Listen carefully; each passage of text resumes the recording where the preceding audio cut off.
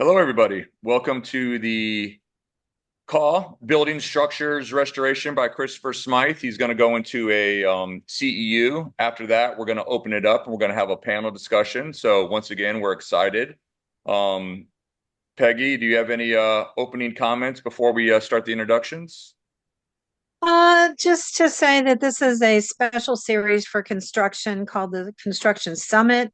And in this particular series, once a month, we are going to have experts in their field for anything related to construction. So we appreciate you getting on. I will continue to do a sponsor sheet for this, like I do the other webinars, and all of the contact information will be on for everyone who's on this particular webinar. Other than that, CE class will get the credits. Thank you. So, So let me introduce myself. My name is Rudy Martin. I'm the president of GM Painting and Construction.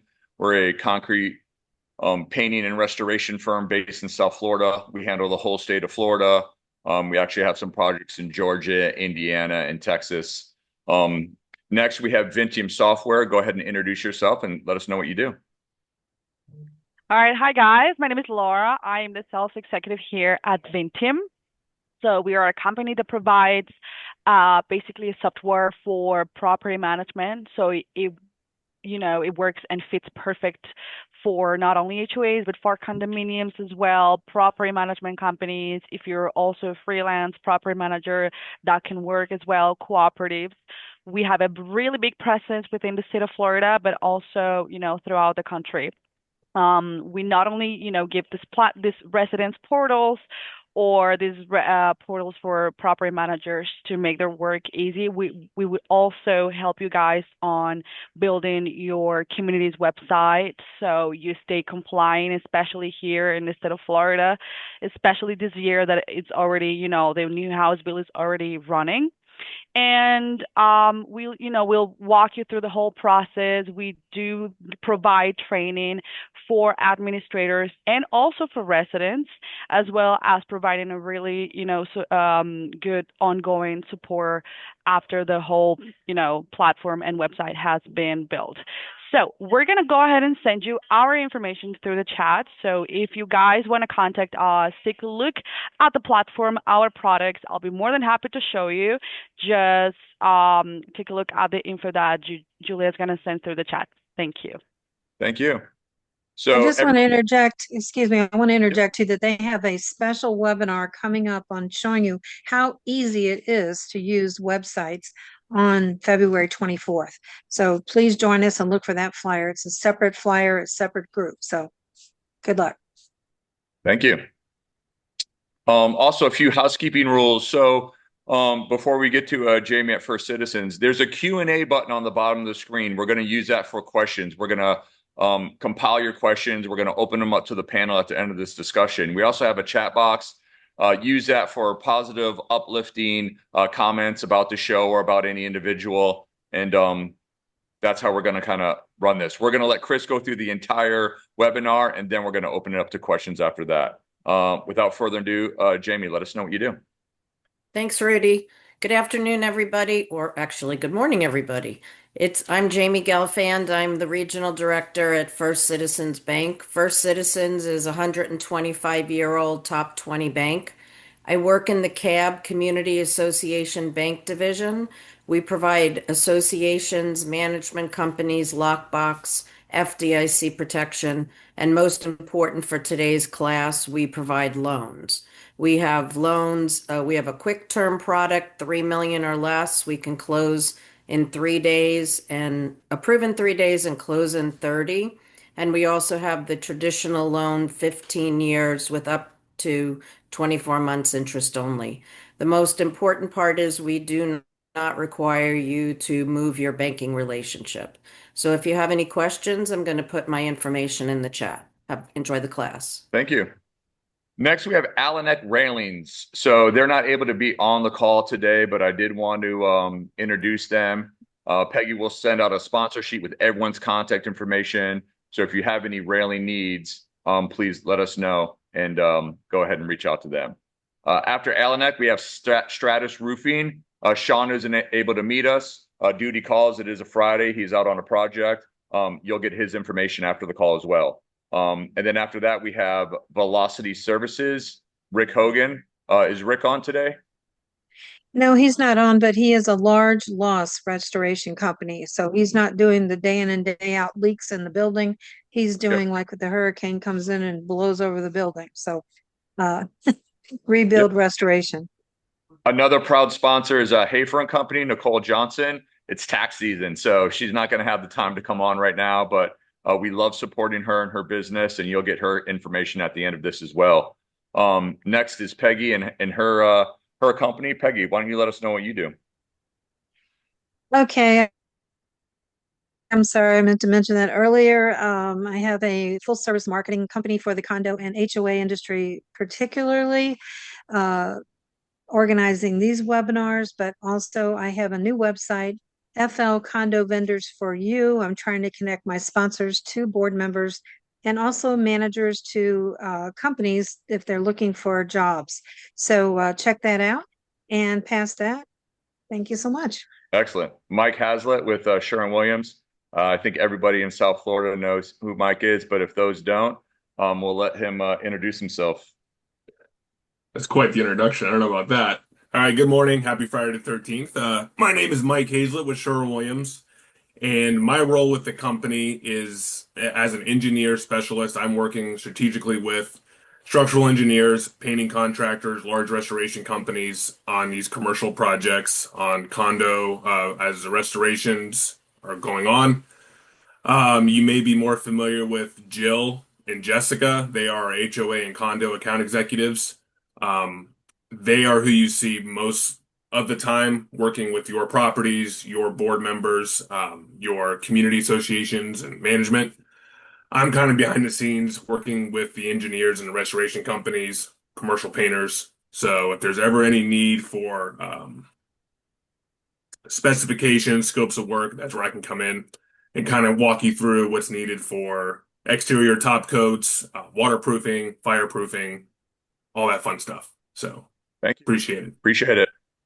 Next, Oliver Nolan with Plastridge Insurance. He's actually going to be one of our panelists. He's going to help answer some of the questions we have in the Q&A box at the end of the session. But I'll let Oliver go ahead and introduce himself and let us know a little bit about what he does. Yeah, good morning, guys.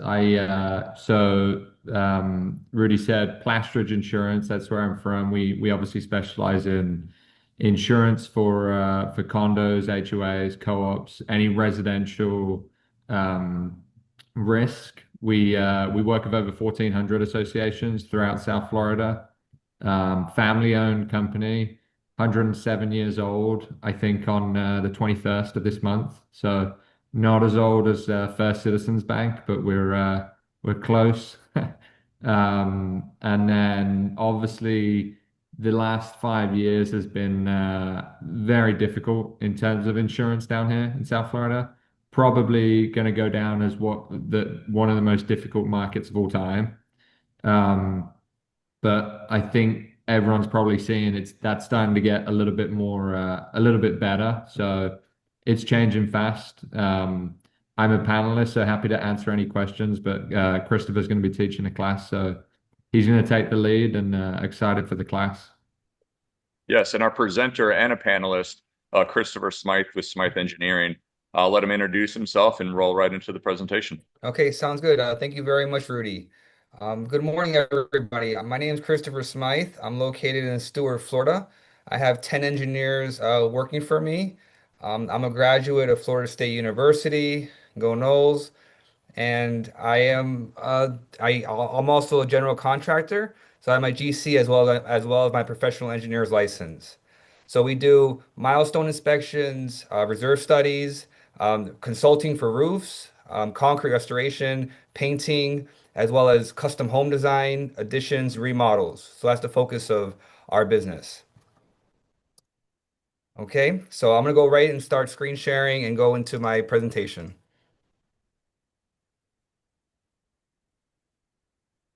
Screen share.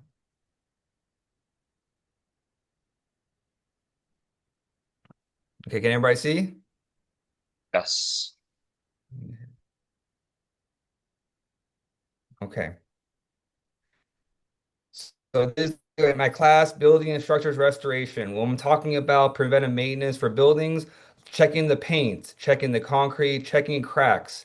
Usually when you see cracks, you really got to determine what's the cause of the crack. Basically, is it there wasn't enough reinforcing steel in the catwalk slabs, the spacing of the reinforcement, even though the original plans say a certain thing, that the way it's built could be a different item. So if you open up an area and there's not enough reinforcement, that's the whole idea of this class. It is checking the actual structure and the reliability of your structure and making sure you do maintenance in time to prolong the useful life of your structures.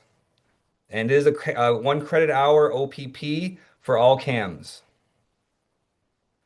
Okay, so all the money you spend now to invest in your building for preventive maintenance could save you money in the long run, in the future.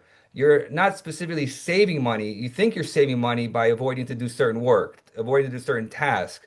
But in the meantime, the issue is getting worse and worse. And then down the line, you're going to have much more bigger issues at a longer later point in time where you have to spend 10 times more money to fix it. And then there's much more destructive aspects and there's much more invasive to do repairs at a later point in time as opposed to taking care of it at an early point in time when you see the problem start occurring. And you have to be diligent in the process. So for preventive maintenance, the main function is to preserve the structural integrity of the building. And it also could void the warranty of installed building components, primarily roof systems, where you have to have certain maintenance on your roof, or something happens and you try to do a claim, they're going to ask for your records. Okay, let me see the records of, when these roofs get inspected, how often you do maintenance, after each, big storm, do you go in there and take a look at, the seams that are, apart, or any deterioration or any type of caulking or flashing that needs to be, installed or repaired. So there's a lot of different items that goes into preventive maintenance for a building that needs to be addressed earlier than later. And also preventive maintenance plan. It's basically a plan that has all the components in a building that can be maintained, even trash chute. You have your trash chute, you want to clean it, twice a year, preferably to make sure you get all the gunk out of there, make sure that it doesn't have any buildup. That way, you have infestations. You could have, fires that, build up if you have too much debris in there. So even that, doing crossover, repair some of the planks, the fasteners, things of that. So many things in a building have simple preventive maintenance that you just need to just understand and take care of.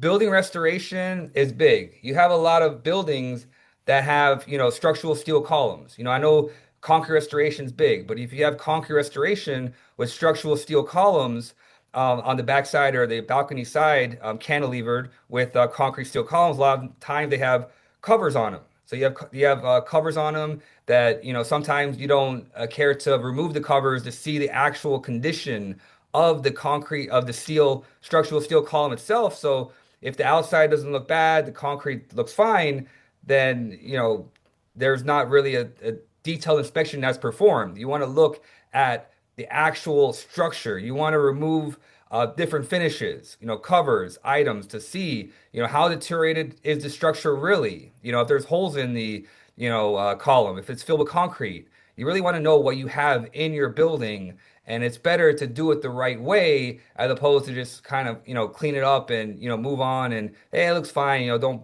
bother worrying about like taking off these items to look at the actual structural components. So maintenance, it's regular planned maintenance scheduled at usage or time-based triggers. Replacing parts, there's certain areas if I have an emergency generator, if it's, going on a certain amount of hours, like 1,000 hours of use, you want to do things like change the spark plugs, oil, grease, change certain parts, check different items, check lines, check fuel lines. So there's so many items to look at for during the process. And it may not seem like a critical building component or a primary surge critical component, but emergency generator could be very useful for buildings that have, disabled people, that have infants, that have people that rely on power, that rely on constant power, even through storms, to, make sure that they're able to properly, care for themselves, that all the life-saving equipment is available always. The elevators, typically, they, try to have those separated where those are still in use by the emergency generator while there's like a serious storm that knocks out power. So there's items that need to be addressed regularly to keep these items up and running. Look at the painting. You have building painted, like, okay, the building's gonna last, 7 years or 10 years before you paint again. Okay, people just want to leave it alone and don't even touch it for 7 years. But you want to do things like look out for it, look for blisters, look for discoloration, pressure wash it if possible once, like, once a year. Recaulk around the windows and doors. Do things that would help promote the longevity of your systems because it'd be more economical to maintain, like, say, your paint job or your waterproofing job, as opposed to just do nothing and just you probably have to do the replacement or repainting much more quickly. Okay, so here's some roofing issues. Here's some blisters, and at the bottom picture is granules. So in the built up modified roofing system, you have granules in the top cap sheet. So over time, they get loose, they get dislodged, they get piled up. So they get, integrated in the corners. And then if you have a big storm, it could go down the drains, clog the drains. In any case, you want to go up there and clean up the debris, clean up granules. Look at these different tears. Look at tears, look at blisters, look at these items. I walk on roofs sometimes and, you could feel there's air underneath or there's water underneath. And, you want to look at it and there's different ways you can maintain it. You can maintain your roof and not need to replace the whole roof. For instance, there's a job in Fort Pierce where there's 26 four-story buildings, clay tile roofs that they want to do a repair process, not replace the roofs because they want the roofs to last, say, another 10 years. So there's leaks, there's broken Spanish clay tiles. So the plan would be to maintain it, not to do a full replacement, but to spend a significantly less money to maintain it. Replace the sheathing that's bad, replace the felt, the waterproofing, the tiles that are bad. Go with the fluor thermal imager on the inside, see exactly precisely where the water infiltration is coming in from, and seal and repair those areas. So there's different ways to repair and maintain your roof as opposed to just simply just getting a new roof or prolong it even longer. And you have issues that come up in the future. You don't know it, but water could still be getting into your building without knowledge and then getting into your structural systems and causing issues that you don't. I'm sure that when you do a roof, you don't really look at the substrate. Even sometimes when you replace a roof, when you rip off the roof, you don't look at the concrete or the wood substrate that's underneath, and you don't really know the condition of that. Plumbing is a big thing that needs to be addressed more, in my opinion. You have cast iron sanitary lines. Buildings built in the 70s and 80s have cast iron sanitary lines, sanitary pipes, the stacks for the toilets and sinks. So these get corroded over time. And over time, you don't notice sometimes until you have burst pipes. You have burst pipes, and it could cause a biohazard because you have sanitary water or sewage water that could be leaking into your building, leaking into your apartment, your unit, that you would have to do costly, drywall removal. You have to rip out the pipe, usually replace it with PVC. There's different things that you have to do that's more costly as opposed to doing camera inspection. You want to do a camera inspection to see if you could do items like reline the pipes from the inside. There's inverse pipe lining that different companies do that help line the pipe from the inside, and then that way you still have a functional pipe. And I'm not sure what the warranty is. I believe like 20 years that you would get depending on the condition of your pipe, because sometimes pipes can't be saved. You want to get to the pipes before it comes to a point where they start breaking or they start, shattering or other issues that you're forced to replace it to have a functioning toilet or sink. So this is a line system. So this is after lining's installed. You install it from the inside with epoxy, two-part epoxy, and then you use a small robot to cut in where the branch lines are. I'll go into the next slide about gapping. Basically, sometimes companies would measure with the tape measure, like where the the branches or the fittings are, and they would roll it and then it'll skip those areas because there's no way to get a robot down into those areas, some companies that to drill it out. So that would cause issues because the primary part where it's going to break are those branches. And the salt air is, just makes it worse. So here you have a system of gapping where you have the branch is not protected because you can see the white is where the liner goes to and ends and stops. So that is right there. That's a critical point of concern. So if you do line your pipes, just remember cured in place piping is the right way to go, and gapping is not advisable. It's safe, it's more less cost effective, but you're not going to get the results you need or longevity you need or the comfort you need for your sanitary line system. Okay, so this is a backflow device preventer. I saw this one on a site in Fort Pierce, and there's many issues. The flanges are corroded. There's a lot of it was in pretty poor condition. Typically, you want to have it inspected once a month, once a year. I'm sorry. And then this is what brings all the fire line water and all the domestic water into the building. So it's a very critical component. And when it goes down, then the buildings without, let's just say, cooling tower, if they have cooling towers, they're without water, they're without potable water, they are without fire line water. So this is the critical point where it takes the potable water off the main, off the road, and take it to the building. If you do have to breaks down and you have to do repairs that you need to shut down the system, you have to install a line stop. A line stop is a bypass that goes from the building up the pipe and down the pipe, so it bypasses your building, so they still have constant water. But that could take 2 days and $100,000 just to install a line stop. So it could be very, very costly as opposed to just having attic stock. And I didn't really get into attic stock lately, but attic stock are parts of different systems that typically break and that go down. That if something does happen to those parts that we know have less consistency and that break down more often, then boom, you could go somewhere where you have the attic stock, get that part and replace that part as opposed to ordering it. Like, okay, we need this flange or O-ring or gasket. Oh, we got to order it. No, you want to have a lot of these parts in stock, and it's called attic stock. So you always want to make sure that these are maintained, that the systems, the test cocks, the elastomeric discs, the check valves, the shutoff valves, everything's in good condition. I've seen shutoff valves and flanges that are so corroded and it's deteriorated that it looks like it's going to burst. So just keep an eye on this because it is a very critical component for your water for your building. Fire protection system, similar. Look at the, make sure they have their green tags. They're inspected once a year. Usually, if you get a red tag, there's an issue. You look at it. Whatever when you get a red tag, they would give you ways to correct it, what the issue is. Make sure that there's no corrosion on the sprinkler heads.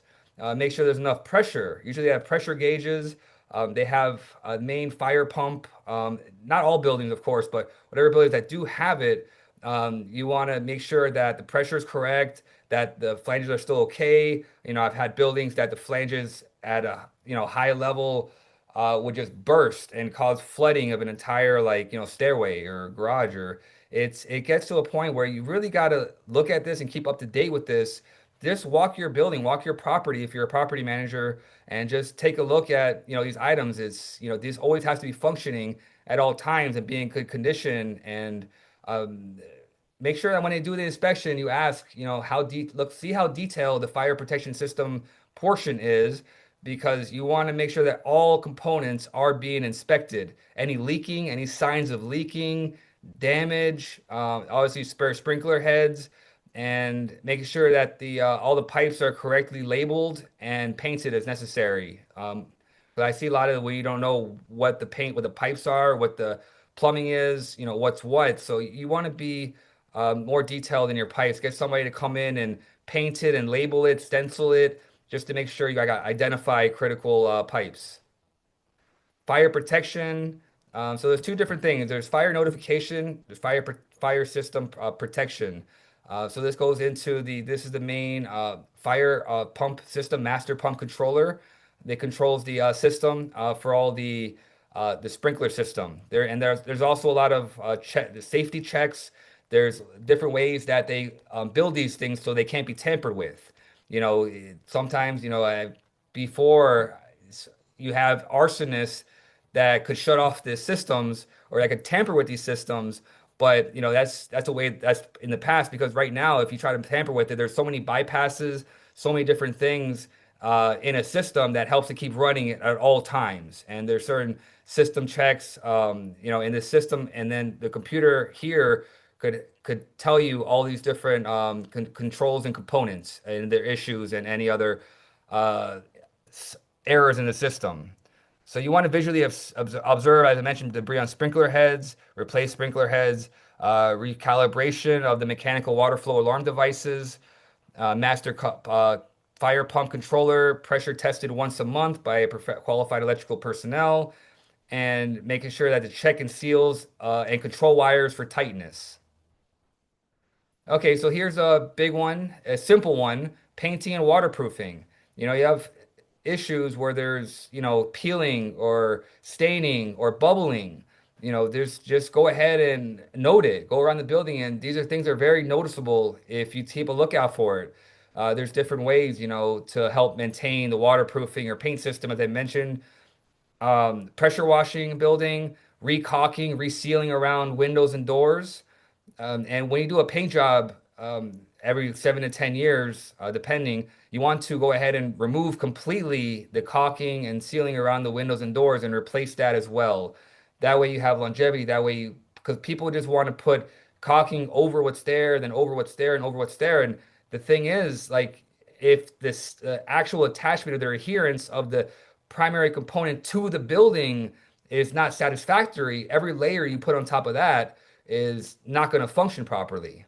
So you want to test, and it really depends on the existing condition of the building, the quality of the paint. The quality of paint's good because you have different levels. You have, okay, do you want the basic paint, or do you want like the Cadillac of paints?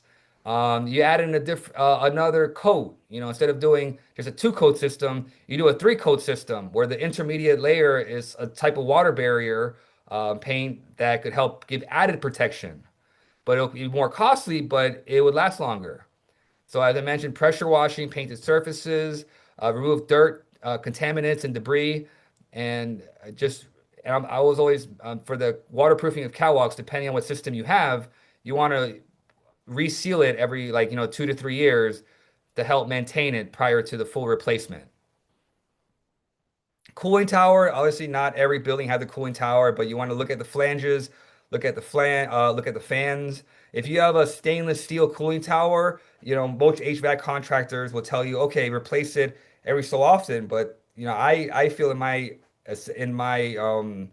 experience that you could just take the stainless steel structure and just maintain it. Replace the filters, replace the fan, replace the components, keep upgrading it, cleaning it. You don't necessarily have to do the whole structural body, because I feel like just with proper maintenance, those could last forever, like 50, 60 years. I'm in my assessment. Just replace all the parts, the pipes, the filters, the fans, the mechanical components. But just keep up to date with this and work on getting a water treatment professional, because there's items such as Legionella bacteria and waterborne contaminants, because in the early days of these systems, people would get very, very sick and no one knew what the purpose was. But when you start recycling, cold water to help, or hot water to cool the units, and it keeps getting recycled, you keep cooling and heating the water, keep cooling and heating the water, and it picks up contaminants. And those contaminants, then you eventually start breathing those contaminants, and that's what gets people sick. But now there's a lot of ways for water quality filters, water treatment professional, and just help maintain it so they could last a long time depending on what it is. I know there's also fiberglass cooling towers, don't last as long, probably less expensive, but there's pros and cons of both different systems. Okay, emergency generator, I briefly discussed this. It helps like in a big storm or any type of power outage. This would run to keep primary components, the elevators, uh, common area systems, items that are the most critical to keep on at any point during an emergency. So it's a critical component. It could potentially life-saving. Continually checked for engine oil and coolant levels. But make sure you put in enough, coolants, oil, and there's different intervals. There's many different intervals depending on the system you have, but critical inspections typically are after 1,000 hours of operation, the fuel filter replacement, manifold for vacuum leaks. So you get in there, get a third-party system to test the whole system for any type of leaks in the system, and spark plugs as well. Always look at the spark plugs and replace those every 2,000 hours typically. Okay, trash chute, I briefly discussed this. You want to, clean all the gunk off the inside and flush it out twice a year to help, prevent any like issues with fires, odors, or a big one. You want your building to smell and insect infestation. Okay, elevators. When I typically do an inspection, I look at the pits, the elevator pits. When you look at the elevator pits, you don't want to see any type of moisture on the ground. You don't want to see any type of oil or hydraulic oil on top of these flanges. So you don't want to, the head packing, I'm sorry. So you don't, and you want to just clean it up, maybe replace it as needed. So you really want to look at the condition of these systems. So you want to clean the pits every month, look at the car top, condition. You want to set, it depends on, a system you have, but lubricating the guide rail semi-annually. Depends on what system you have and the contract you have for the elevator. It also depends on your maintenance plan. There's different levels. When you sign on with an elevator company, they should give you a maintenance plan. Okay, we're going to come out once a month to refill the hydraulic fuel. We're going to come out every 6 months to check the guide rails or do semi-annually maintenance. So it really depends on that, and you have to hold them to that. They give you that, but it's up to you to keep checking up on them. Be like, hey, just making sure that, hey, have you done your semi-annually inspection? How my elevator is looking. When they do an inspection, try to get a report. So depending on the maintenance plan you have with the elevator company you have, you want to make sure you got a pretty decent plan and just keep getting updates.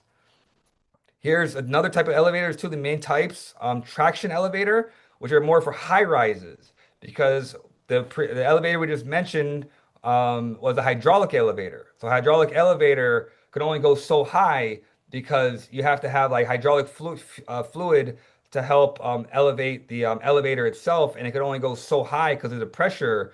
So these traction elevators, they just go from the roof and like a pulley system with weights and beams that helps bring the elevator up and down as high as needed. So typically the hydraulic elevator, I think it's up to like 8 stories or 6 to 8 stories. Utilize counterweights, preventive maintenance or maintenance on the sieves, the brakes checked every month, lubrication, cleaning the car sills so they don't keep getting filled with debris. Every quarter, the door gate track shall be cleaned and lubricated, and hoist ropes properly inspected because you have 7 wire, I believe, cable pulling these equipment elevators up and down, and just check for any frays or any loss of cross section or anything like that that could be an issue. Every year, brake cores removed, cleaned, and lubricated, and brake pads cleaned, and car speed shall be checked. Because when they put it, they program it 100 feet a second, 125 feet a second, no, or minute. But in any case, they could program the speed of the elevator that way. Okay, building restoration. Okay, so this is what hot topic was on everybody's mind now. Restoration. People don't want to do restoration. Even if they tell them that they need to do restoration, they'll still fight you. But the first step, if they do want to, move forward and do the right thing, is go to the building department, get plans, find out what you're dealing with. Do you have hollow core slabs? You can't just assume that you have a concrete building. It's going to be standard, cast in place, poured in place concrete slabs. They could be, hollow core slabs, precast. You could have, you don't know what the actual structure is, how much reinforcing you have, the actual structure, things of that nature. So first thing is get the record request, get the original structural plans if available. If not available, you would have to do more investigation, open up some areas, see what you have, do your best judgment. But typically, for the most part, you should be able to get, depending on when the building was built, you should be able to get existing building plans and permit history. And for the most part, I even got plans, even late as 1967. So it all depends what you could find. So you really want to see what you're dealing with before you tackle a project.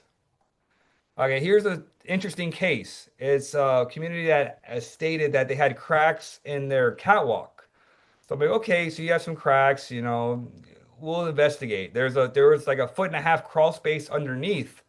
So I was able to get my inspection robot and go underneath to do evaluation to see what's really going on. And there's issues. My assessment is that water was getting in through the cracks, getting in through the reinforcement, and causing severe structural deterioration. So I was able to, that way you could at least give them the information that they want. Give them the information that they need, like up front, straight up, that here's what's going on with your building. And then it really is up to them to make the decision if they want to do it or not, in my assessment, because if they need to do it, they need to do it, but sometimes they would wait or fight to get this work done. So you could give them the information, and then as long as it's clear and they could specifically, choose their path moving forward. Here's structural members. Here's some steel columns. So these are structural steel columns that need to be, there's different ways. You could put structural steel sleeves on both sides. They're like structural steel U channels on both sides to help reinforcement, or you could do the full complete replacement like the one on the top right. The structural steel column has got so bad that it absolutely needs to be replaced the whole stack up. Typically, you want to do full stacks. If one column is like that, all the columns are going to be like that in the same stack. Typically, 3-4 story buildings, you could just shore up the whole stack and just do the full replacement all at once. The one on the bottom left was a little scary. You see the deterioration, you can see the whole chunks of concrete that had fallen off, and you have, a tricycle from like a taller down there, and it was wow. I mean, you could block it off and be careful, but sometimes if it gets to that point, you don't want your buildings to get to that point because it could be dangerous. You could be stepping up on there, or something could happen, or a chunk could fall off on you, or God forbid. So just keep care of your building. Obviously you could see it before it gets to this point, but you really want to take care of it, and you want to take care of it the right way. Chip it back until you get 2 inches of clean steel per eye cry and repair it. And at least tell them this is how you need to do it. This is the plan moving forward to make sure your building's safe. Electrical systems. I know everybody talks about FPE panels, Florida Pacific panels, which is this one. This is the branch panel, the one on the left, that was in a laundry room. So these are typically with these systems, the actual main system, the components, the primary electrical service is typically okay with these systems. It's typically the branch panels that have more issues. Not severe issues enough where so many incidents have happened, but it's issues enough where you would like to replace at least your branch panels if you do have Federal Pacific or Zinsco or other type of what they call quote unquote more dangerous, or not dangerous, but less reliable uh, branch panels. So look at we have a thermal imager. Typically, you don't want these breakers to get above 35 degrees Celsius most times. That's what most of them are rated for. So we take a thermal imager, and if it's pulling too much amperage, if there's other issues with the electrical system, we let them know. Be like, hey, you either need to put in a supplemental power or just upgrade the panel. Different ways you could do it, but the main point is addressing the issue and addressing the items and taking care of it and providing solutions. Solutions simple enough as replace panel or create a supplementary panel there. So there's looking at, the kitchen and bathrooms, making sure they have GFCI for wet areas, simple stuff like that for that part. But you're more focused on the branch panels, the primary electrical service and system. A big item is the one on the bottom right or the one to the right. That's it's pretty easy to see what's wrong. I know it looks messy, but you have two primary wires going into the terminal at the top. So you have the line in terminals, and you have two primary conductors going into. That's called a double tap. And when you have a double tap, that way, you have two different systems that are going into the same terminal. So that's a big no-no. So we look in these panels, we take off the covers, and we really see what really is going on. So we could look at it, give, ways for this. As I said, it's a supplementary panel or upgrade this one. It could be costly in a way, but if you keep adding things and you keep adding systems, adding, let's just say, pedestal power to your docks for your boats, things like that. People just want to tie into what's there. They don't really want to do an evaluation of the electrical system and get you the power they really need. So these are items. Look, this is the same building on the left. You have 47, 46 degrees Celsius panels, breakers. So there's issues that you need to look out for. And also look at the, in the middle one is the light meter. So we have an X-Tech light meter, and the light meter detects lumens. Lumens could be for pool. Lumens could be for a parking lot. How much lumens you have. There's a certain amount of lumens you have depending on the jurisdiction. For parking lots, it's typically an average of 1 foot candle. So you want to make sure that you have the correct amount of lighting on site. Obviously, you could add more light poles. There's different simple solutions for basically most of the items that I mentioned today. There's for the most part, simple solutions to correct these items, as long as you could identify them or have someone identify them for you.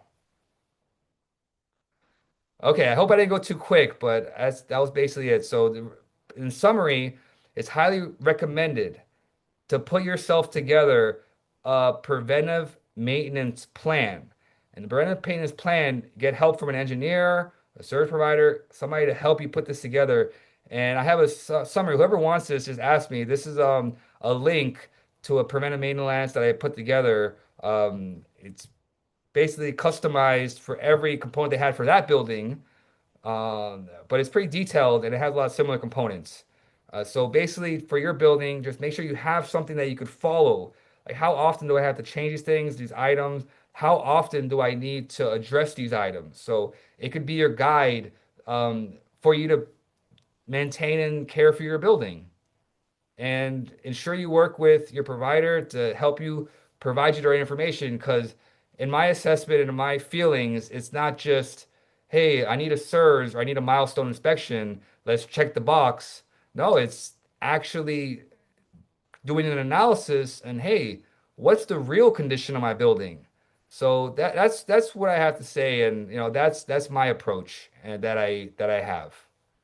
Thank you. I agree, Christopher. You have to look at it as like your primary doctor. Now, you can go on there, and when I was in my 20s, I'd go into the primary doctor and I'd say, hey, I'm here for my checkup.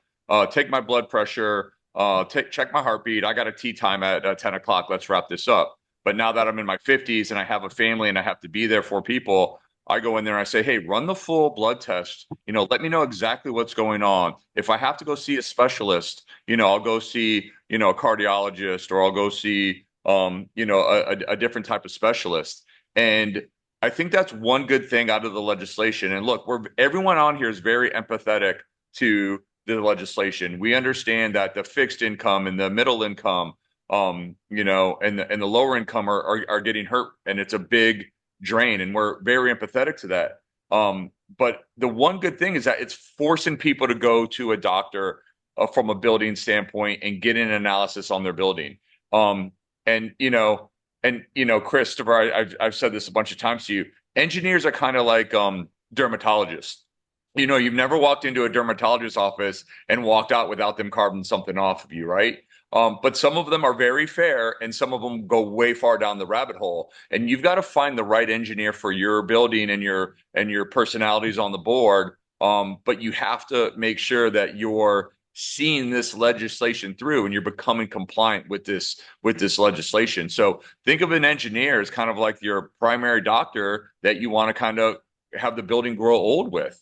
And the same is to be said about your contractor, about your insurance agent, about your lawyer. Hopefully you can find one and it's a good match and you can, continue to thrive. We got some questions up. I'm going to get to those questions, and I have some questions and comments for Mike and Oliver and you, Christopher. Is it recommended every 3 years to do a milestone inspection? I would say stick with 10 years. If you do the milestone inspection correctly and do the work that needs to be done for that milestone, typically, if you do the repairs, it's going to be 10 years minimum. Even if you have to do a painting or restoration, any type of work you do, and if it's done with quality, you're looking for a good 10 years. Yep. And it's just like that's that 10-year annual checkup. But if something comes up, you should Yeah, of course. download Yeah. that maintenance plan that, Christopher just put out there. And maybe Peggy can, download that and maybe we can put it in chat or maybe we can kind of send it out with the sponsors. You guys should have a preventive maintenance plan where you're walking around the building once a year and you're looking at the structure, you're looking at the windows, you're looking at the roof, and just the manager and the maintenance staff and even the board members, visual observations, they can be seen by a lot of people. I can drive by a building on 95 and I annoy my wife doing this, or on Federal Highway, and I'm like, oh, I see spalling rebar.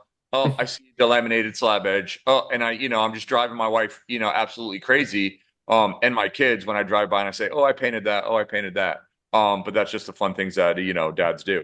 But have a preventive maintenance plan, do some visual examinations of your buildings. And if something comes up within that 10 years, go ahead and give your engineer a call. Yes, this is being recorded. Vinteum usually puts it on YouTube, Peggy. Is it YouTube, or they send out a link? So Vinteum does record these. So these will be recorded. Our comments, our questions, our answers will be recorded, so you guys can reference this for later. Christopher was nice enough to provide some links, and if anybody needs the deck, you can go ahead and ask Christopher, or if you have any questions, just go ahead and ask them.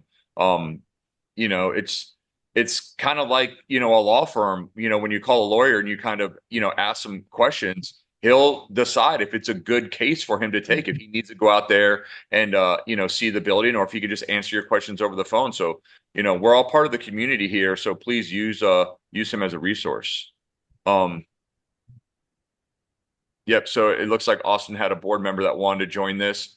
Just call Chris and have a conversation. He'd be more than happy to just have a conversation. That's what we do. Thank you, Rudy. I'm sorry, but yeah, that's basically it, and it's not about scaring somebody into doing it. That's not the idea. It's just educating. I could tell you like, hey, just I could go to a property and be like, hey, this is what I think, and that's it. I wouldn't even charge, just to educate people, and I think that is primary what some of us are here for, just to educate others. Yep. Now, when it comes to insurance, Oliver, how involved should an insurance agent be when it comes to a concrete restoration?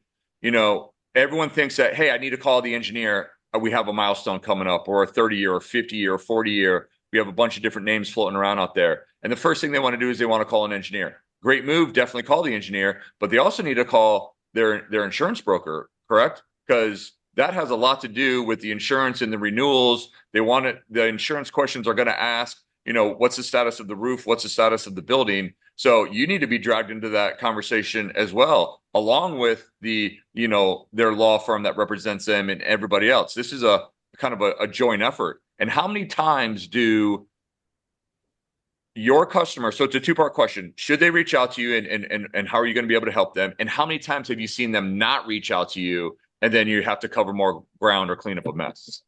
Yeah, that's a good question. So I guess first of all, should they reach out? Definitely, that's critical. And the reason for that is because there's benefits there for the association. So I always say underwriting on our side, when we send information into all these insurance companies, it's like an art. I mean, you never oversharing negative information, but anytime we have a milestone report that's passing, or if the association has spent a bunch of money doing these big projects, that's critical information that is going to look positive for these insurance companies and hopefully lead to them offering cheaper quotes and maybe even quoting when they wouldn't have before. So critical piece to it. But and then I think the next piece to that is looping the insurance agent in, you know,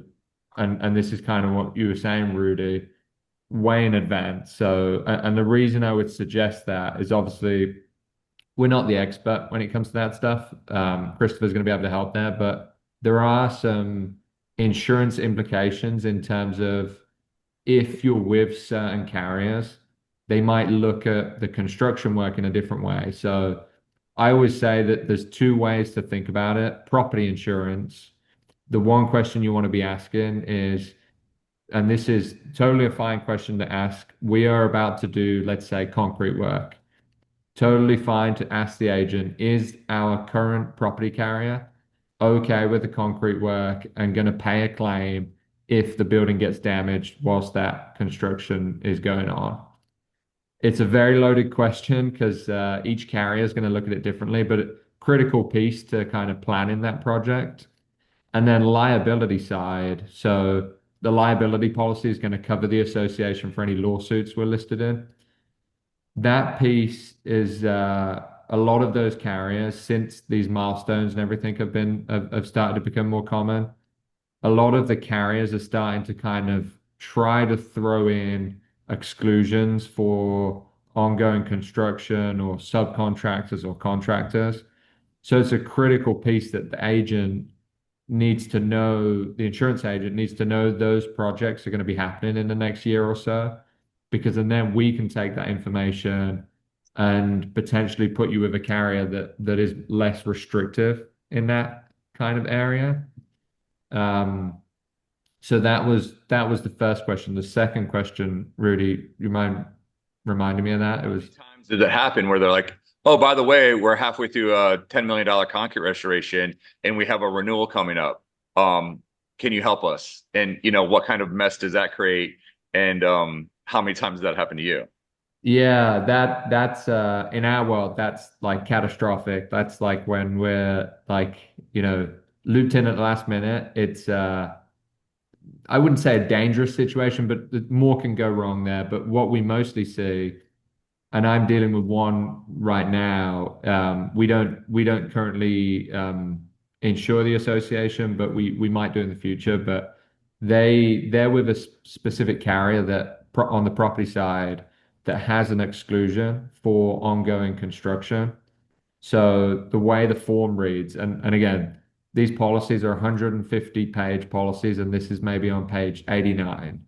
It's kind of sneakily put in there by the insurance companies, but they're currently doing major concrete work and they have this exclusion in there. That's a scenario where if those guys were to have a claim, the insurance company, we all know these insurance companies don't always do the right thing. That's kind of why the insurance industry has the reputation it does. But the insurance company in that scenario could turn around and say, look, we know you've just had a multi-million-dollar claim, but unfortunately, there's this language in the policy that allows us to exclude coverage since ongoing maintenance was happening. Ongoing construction. So that's like critical in our world. That's the worst case scenario. Obviously, the client thinks coverage is in place, and because something wasn't discussed, it's potentially not. And those things, it's only a problem after the claim. It's never going to come up if there's no claim, but it's only a problem when we're staring down, at like a $10 million payment because we've had a huge claim that hopefully the insurance company covers. But if we didn't do those checks and balances beforehand, they potentially might not. So. Right. Christopher, you talked a little bit about the restoration and the structural component. And a lot of people, in the paint world, we talk a lot about the aesthetics of painting.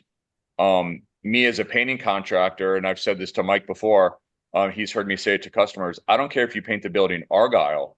My job as a painting contractor and a waterproof contractor and restoration contractor is to make sure that that building is waterproofed, so we're not having water intrusion and we're keeping care of the bones. Sherwin-Williams is obviously so dedicated to restoration, especially in Florida. So I have a question for Mike, who is actually, his role is just to work with engineers on the right specifications. Is there any other state that has a person like you that is dedicated to engineers and assisting with engineers? Or is this a special case for Florida? That short answer is special case for Florida. Yeah. We started this program about 2.5, 3 years ago, and there are three of us in the state of Florida. So you have Miami-Dade, you have myself, a little bit of Broward, Palm Beach, and Martin County, and then we have someone on the west coast of Florida as well. Yeah. So that role is going to continue to grow. So if you're following the legislation and you're a nerd like me and you're following the news, DeSantis has created $1 billion economic driver. Unfortunately, it's coming out of the pockets of condo owners like myself.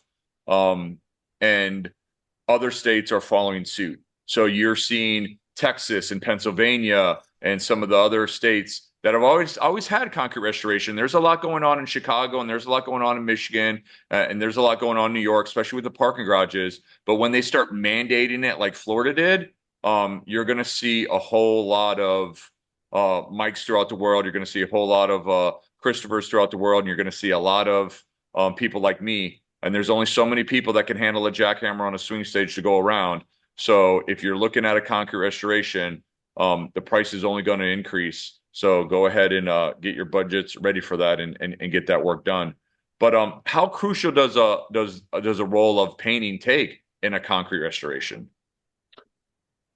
it's very crucial. I think people assume when they paint something, okay, we're changing the aesthetics. We're changing the color, the sheen. You look down A1A right now, we're leaving the terracottas and the peach colors. We're getting into the whites and the grays. And, that's one way to look at it. But also, like you said, you're waterproofing. You're protecting against the elements. I mean, there's an old saying with painters that Florida was never meant to be painted in the first place. Between the hurricanes, the salt, the rain, the high temperatures, it's against us every day.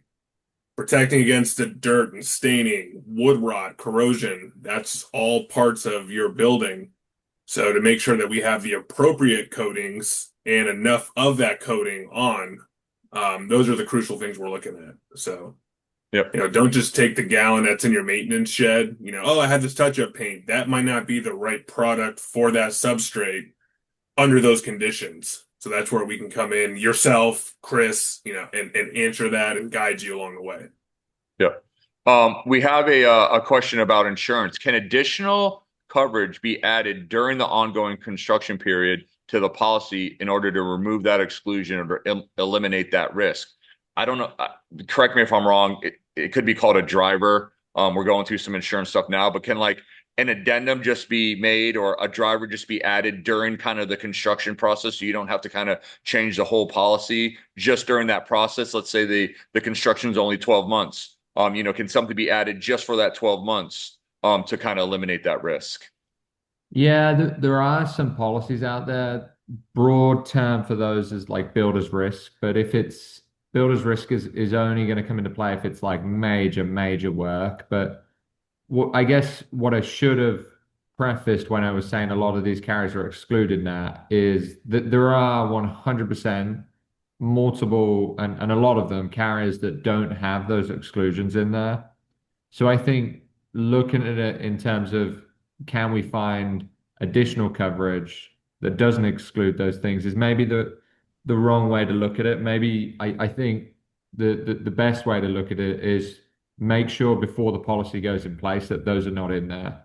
If we're in a scenario where those exclusions are in the policy and we have to do maintenance pretty soon, that's when I would have pretty transparent conversation with your agent, and it's either going to make sense canceling the policy and trying to put coverage with a company that doesn't have the exclusions in, or the agent might want to explore looking into a builder's risk kind of that kind of thing. So just depends on the situation, but there's 100% never going to be a scenario where you have to go into the cause of construction having that stuff in your policy. There's always going to be a workaround. It might cost more, but that's definitely something that should be discussed. So Chris, there's a question about how often should you do the milestone, and you said keep it to every 3 years. The same question. I think there was two, milestone and reserve study. Milestone, I would say every 10 years, but the reserve study, I think those should be updated every year. After the initial one, I believe that they should at least be updated, like a quick update, like once a year. Look, that's a budget, right? So that structure integrity reserve, what they're doing is they're saying, hey, here are the numbers at the current time, and it depends how deep. They might just do a blanket and say, hey, here's what a roof costs. Here's a blah, blah, blah per square foot. Or they might actually go get that roof estimate and have a more factual number. So everybody kind of does it different, right?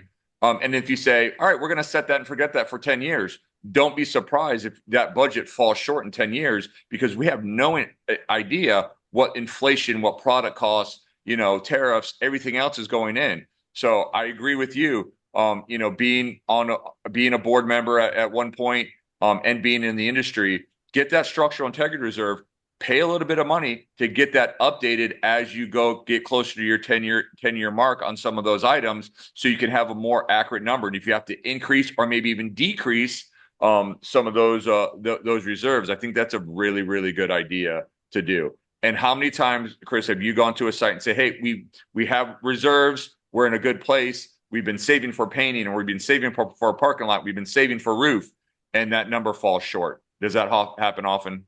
Yeah, that's true. There's certain dynamics and sort of certain building and pricing at the time, and there's certain guides. Like we use the Marshall Smyth valuation book, and the Yep. Marshall Smyth valuation, as well as there's another one that I use, but it's typical cost for construction.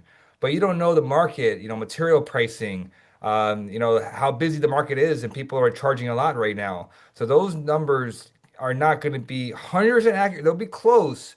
But once you start getting actual quotes for restoration, roofing, painting projects, it could, exceed that. So you want to be current every year. So every year, you really want to update it to the current like market value and status. And look, don't be scared to ask your contractor for a budget quote and be upfront with them. Say, hey, listen, sometimes it takes me 2 or 3 days just to do one takeoff for a large project. But if you say, hey, we're putting together a budget, can you give me an idea for painting for a budget number? How many units is the style of the business, the building?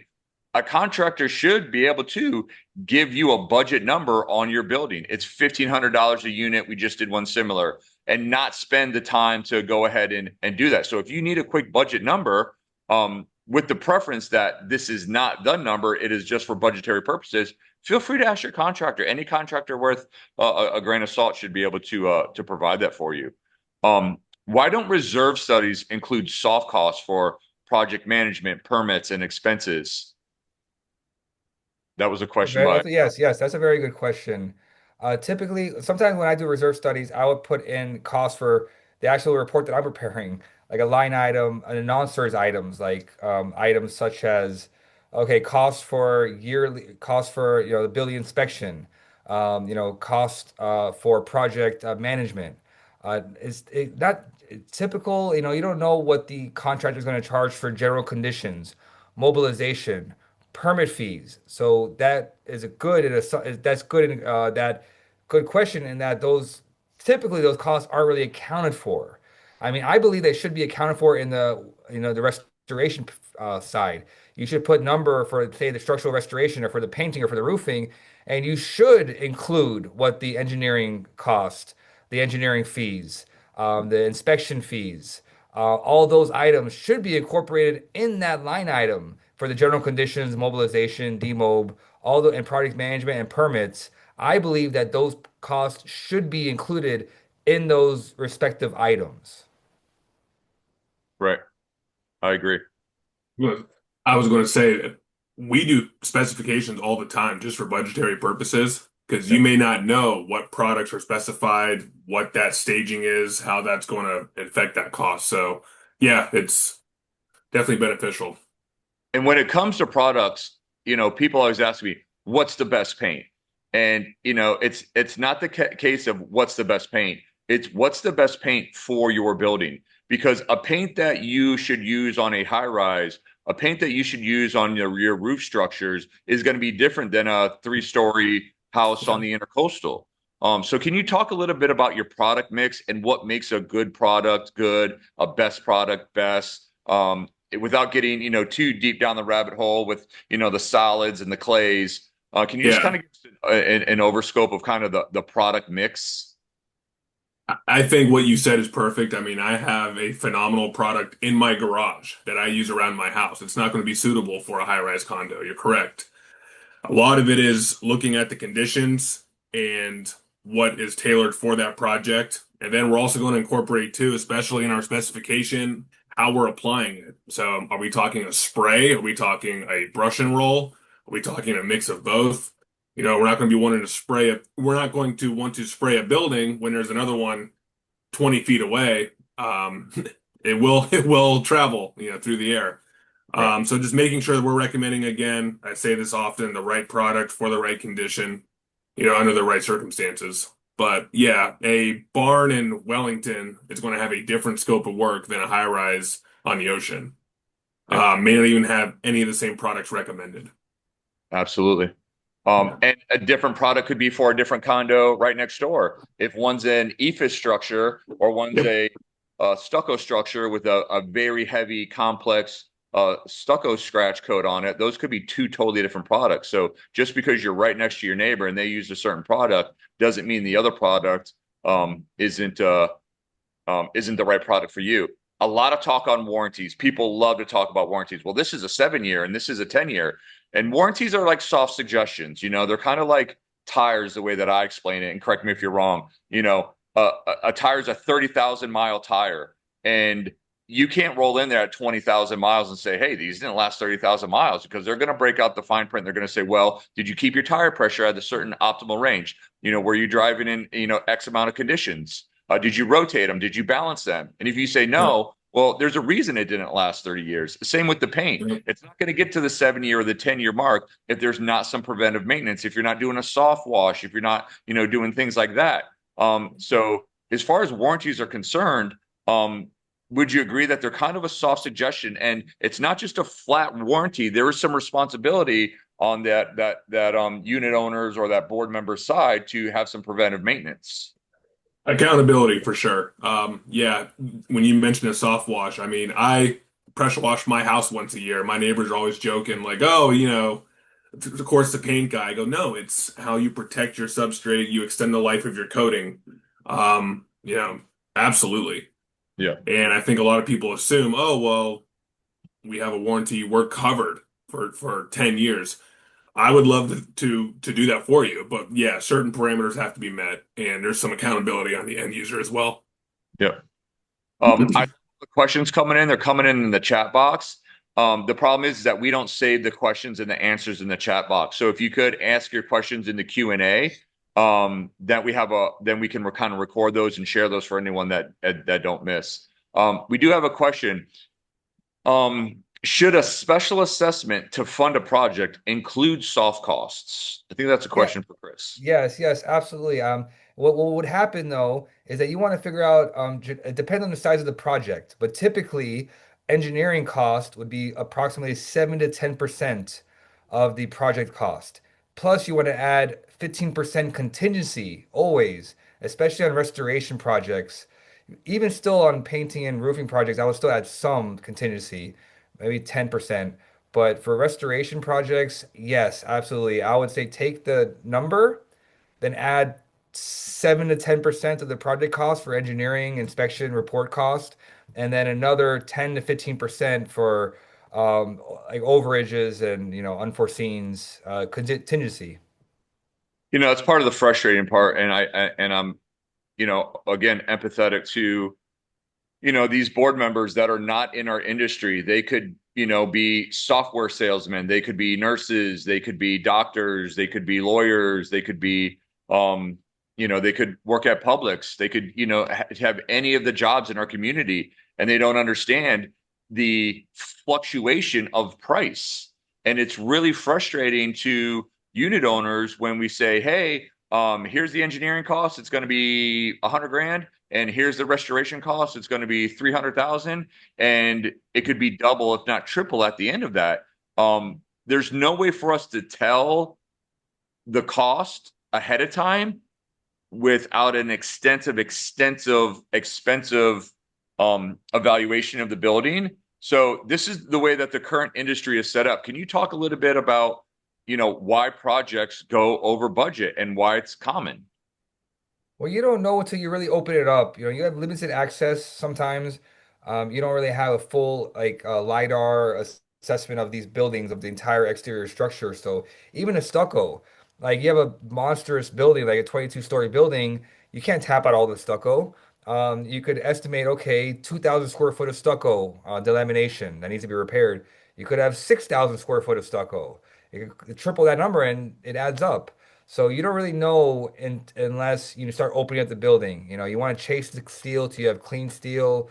You could open up areas that you didn't know have structural wood framing. That, oh man, this is another scope here. We have to replace all this rotten wood.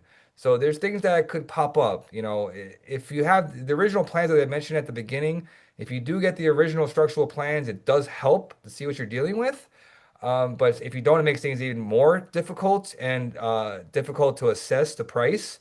But there's always things that come up, and always, especially for restoration, there's always items, and it depends how quantified the whole entire assessment is and the quantification is. But we be conservative, even how conservative you are, it could go up. But you want to be conservative to the point where you're in the area that you're covered with 10 to 15% overage, like a contingency fund. It's frustrating. And I'll give the analogy once again to the doctor's office. You might go in there with high blood pressure, and you might want to talk to your doctor about that. And they might run some tests, and, they might look under the hood per se. And they might say, hey, not only do you have high blood pressure, but, you have, a problem with your heart. You need a stent. And you didn't go in there for that. But until you go into that doctor's office and until you start running the right tests, you don't really know what you have. It's very similar with the building. We wish that we could nail the price down and we could give a firm budget. And I know you do too. And even if you spent hundreds of thousands of dollars doing every square inch analysis of that building, once we open it up, there's still going to be some unforeseen issues. And that is the frustrating part from the unit owners. But it is not predatory. It's just the nature of the beast. Got one question here I'm reading. Give me 1 second. I don't read that well. My eyes are going bad at 50. I want to ask a question. Yeah. While you're doing that. Okay, so I've been in other webinars and it's come up about, do you really need to waterproof before you do a painting job? You want to talk about that a little bit? I'm sorry, what was that, Peggy? It's come up in other webinars whether you really need to do a waterproofing job prior to painting. So It can really, you talk it about really that? depends, like the waterproofing the catwalks or in general. Mhm. Well, The that buildings. it would waterproofing would definitely promote the longevity of the building. Say if you do all the concrete repairs for a catwalk, if you don't waterproof it, it'll last 5 years. But if you waterproof it, it'll last 10 years. So you want to be able to, make sure you don't have any cracks. The waterproofing bridges all the cracks. That you want to make your building as impenetrable to water to getting into the building, even into the slabs, as you possibly can. So yes, you would absolutely want to do that prior to painting. Or there's different painting systems I mentioned briefly. You could add another coat, like an elastomeric waterproof barrier, to create like some type of like 3-coat painting system to the exterior of the building that would help promote water tightness. Yeah. So waterproofing comes in a lot of different terms. It's a very vague term. Yeah. Waterproofing around the windows. We have a question of, doing new painting. Do you need to redo the caulking around the windows and sliding doors? It's a case by case basis. Some of these caulks and some of these sealants some of these urethanes will have a 10-year or a 15-year lifespan. Some of the caulking is shading, and maybe it's under a catwalk and it's not getting exposure to the UV. Maybe some of them, face west and they're getting beat by that afternoon sun, and they didn't last as long as the other ones. If money isn't an object, it's a good idea in every paint cycle to redo the caulking, because what happens is that we'll remove that caulking, we'll prime, we'll seal the window, and then we'll paint the top of that caulking bead to give it even more UV protection. So it's a case by case basis. In a perfect world, I'll say yes. If you're redoing the paint job and you've mobilized and you're already in front of the window, fully remove and replace that window sealant. But if you're getting a 15-year and you're painting it every 7 years, and after an inspection, it doesn't look like there's any cracking, any fading, it's not pliable, there's no susceptible, it's not susceptible to water intrusion, then maybe that window sealant can be done. So it's a case-by-case basis. I know Chris would like every window to be done. I've seen some that definitely need to be done, and people are ignoring them. But the point of painting the building is to waterproof it. And those seams that are the biggest culprit for water intrusion, if we don't have a structural deterioration. So it's something that needs to be looked at very, very carefully when it comes to painting the building. It looks like Austin had a question. So we got a lot of question on SIRS. So how detailed should we expect the SIRS assessment to be of end of life for items with multiple quantities? We have dollar amounts for elevator lobbies, but 1 or 2 of the 8 have signs of restoration required, or stairwells. With steel rusting issues, the SEER seems to be overgeneralized broad categories rather than reflect an in-depth assessment of each category. I'm probably going to chalk this up to you get what you pay for. I kind of have a good answer, like a simple one. Go ahead. There's different levels of information and quality that you have for your SIRS. So basically, I did a building one time. It was in North Palm Beach, where they had a really, really, really long building. There's 4 elevators, 4 elevator towers, 4 outside air units, 4. So we would have like 50 line items. It'd be like elevator A, elevator lobby A, elevator, boom B, all this stuff. So we'd have like stair A, stair B, stair C, stair D, and we would list it all separately and put a separate useful life for that line item. So we could get these SIRS exceptionally detailed, so they can be. So it's to a level of detail that you request and that you could expect. I agree. I have another question. I want to preface this question by saying we are not lawyers. This is just our opinion based on a very small snapshot of the question. We don't know the situation. We can kind of give friendly advice, but in no way should this be taken as any legal advice or any kind of contractor or engineering advice. They have some serious concerns that a contractor is doing cosmetic repairs rather than actual structural repairs in our garage. We have gone to the city about the problem, and they say as long as the engineer signs off, their hands are tied. Is there a higher authority that we can appeal to? So do you want to take that, or do you want me to? You want to step out of your engine because of your engineer? Do you want me to take that? I'll let you do a brief answer. I'm just gonna give a generalized answer if anything, but you take care of it. Number one, you've got to trust your engineer. That's the whole point of hiring an engineer, right? You need to have an in-depth conversation and have them explain to you that it's not a cosmetic repair or it is a cosmetic repair. So if you have concerns of the quality of craftsmanship and the engineer is signing off on that craftsmanship, you should have an open communication, an open line of understanding with your engineer, and they should take the time to explain it.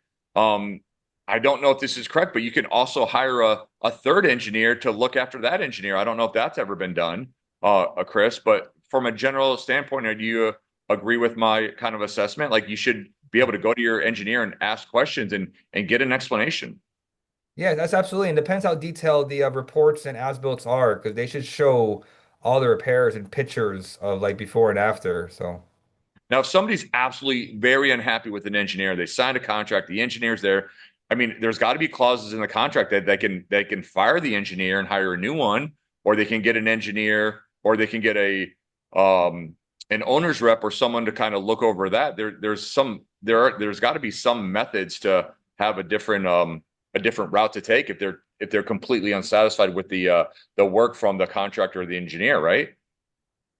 Absolutely. Yeah. My assessment there, it depends on the level of the contract. We don't have a lawyer on. Peggy, let's get a lawyer on next time. Yes, yes. When in doubt, reach out to your legal counsel on the building. I think that'd probably be a good starting point. Oliver, do you have any suggestions on that? Other than in attorney disclaimer, no, that's going to be Rudy hit it on the head. I mean, I would defer to your attorney. Maybe call us for some advice, but the attorney's going to be the best. And make one sure for you're that. covered, right? Yeah, make sure you're covered in terms of insurance. Yeah. Um, all right, I'm just clearing some of these questions. These are great questions, by the way. At what point do you strip paint from the exterior walls? Do you take into consideration the age or when it starts to show a lot of bubbling or under the paint? Mike, have you ever seen a Yeah. situation where we had to strip that paint down to the stucco? Sure. Call that a failing surface. You don't want to apply a new coating to a coating that's already coming off the walls, because then what's it adhering to? Yeah. Especially if you think about like a concrete driveway or a walkway, when it's bubbling and chipping, you want to remove as much of that loose paint as you can. And sometimes a little bit will still be on there. And as long as we're assessing it, we can determine. But yeah, if it's a failing surface, I wouldn't apply anything on top of that. Chris, have you ever seen a situation where obviously, part of the painting process is we go in there, we pressure wash with the turbo tip, we get all the failing paint, the salt, the dirt off of it. Sometimes some of the old paint comes off in sheets, and we try to scrape and we try to get a sound surface so we can apply a primer, conditioner, and then a top coat. But have there ever been a situation where you have to just totally strip the paint from all the exterior walls? Have you ever seen anything like that, Chris? I haven't. Mike had it. Mike had a very good answer. That's a perfect answer. Basically, it's what you adhere to. There's a certain amount of level you could pressure wash it and get all the old paint off, like all the delaminated paint off, and scrape it. There's a certain amount of scraping you could do. So he had a very good answer. Just make sure that you get all the loose delaminated paints. But I do not think that any situation where you would need to remove the paint down to like the substrate. I don't think so. Now on metal, that's a different subject. Right. Sometimes with metal, we have to get that down to kind Oh of yeah, bare yeah, metal, yeah. That's very true. close Yeah, to bare metal, especially when we're doing electrostatic painting. yeah.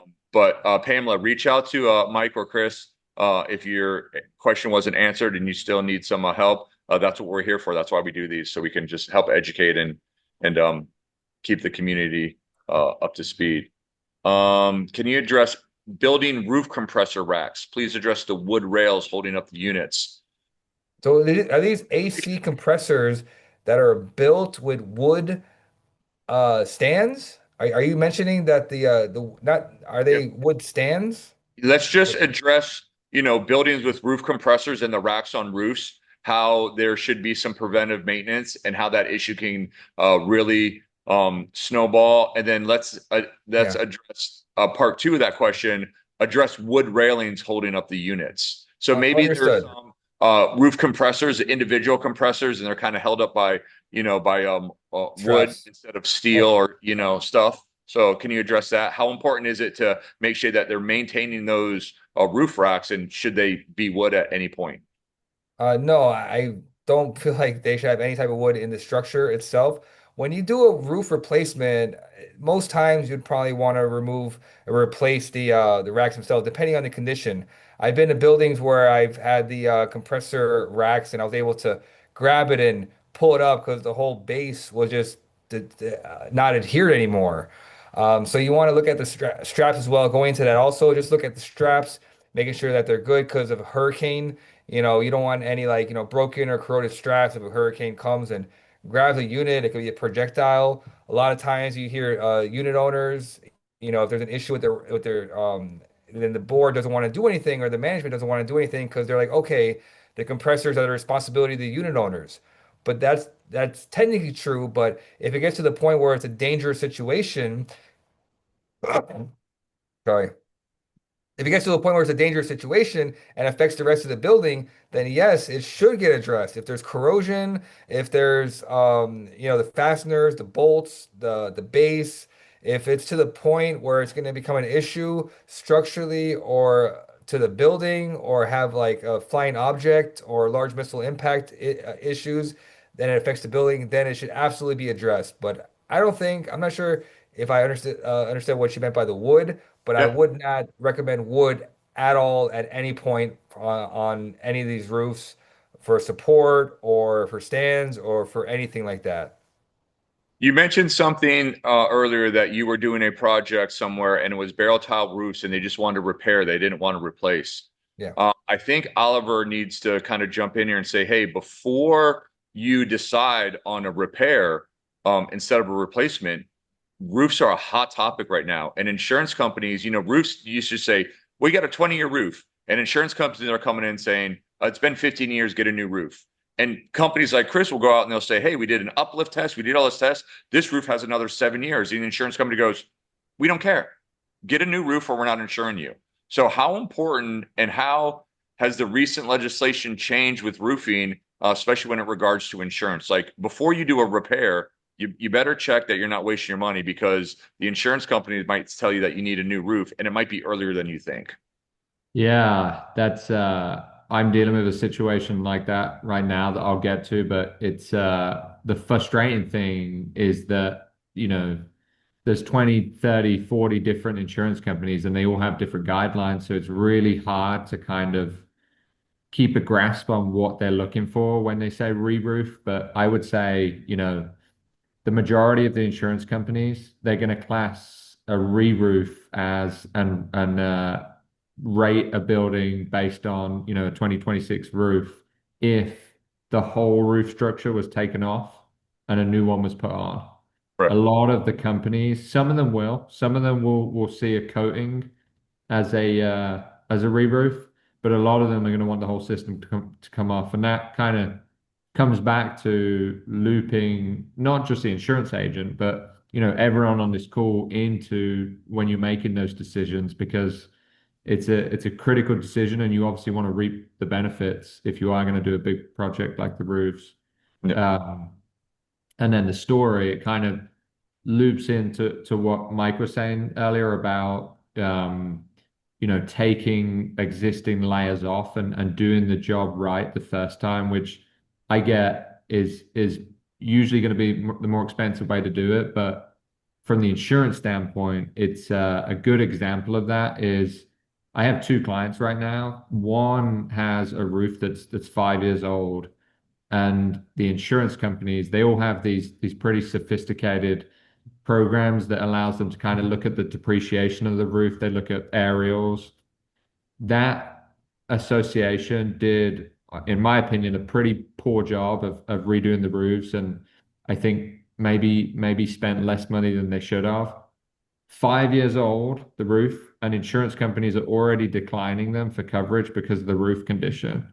Yeah. I have another association that has done, every year they have someone go up there and do ongoing maintenance and stuff like that. And they've put a lot of capital into making sure that the roof's in a good condition.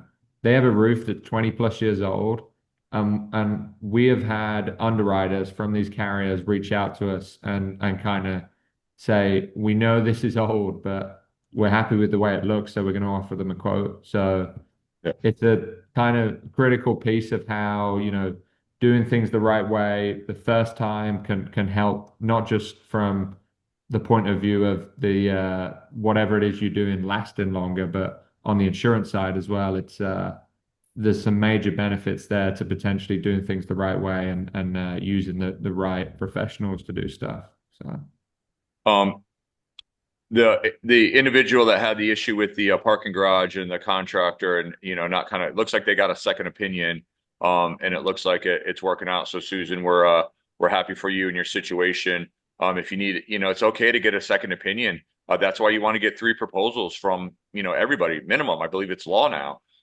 Get insurance quotes and get contractor and restoration and painting quotes and get quotes from three or four estimators, or for engineers. We don't need to win every single project, and we don't want to win every single project.